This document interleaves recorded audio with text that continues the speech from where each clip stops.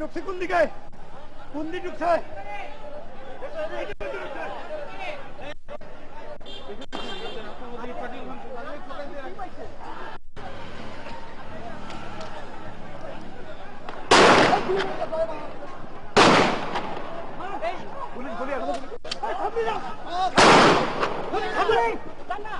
দর্শক, আপনারা দেখতে পাচ্ছেন জামায়াত ইসলামী শিবিরের সাথে পুলিশের সংঘর্ষ। আপনারা জানেন যে আজকে একটা কর্মসূচি ছিল, কিন্তু প্রশাসন তাদেরকে অনুমতি দেয়নি, তো সেখানেই আসলে বিপত্তি ঘটে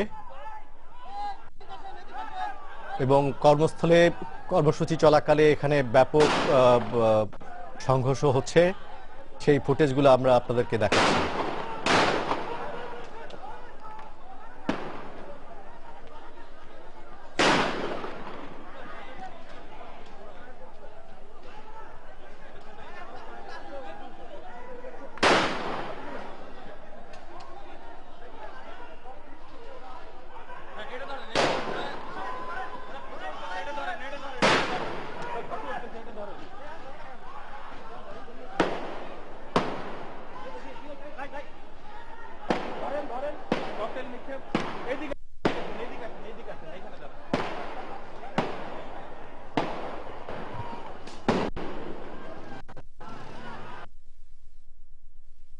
মানবতা বিরোধী অপরাধের মামলায় জামায়াত ইসলামীর সেক্রেটারি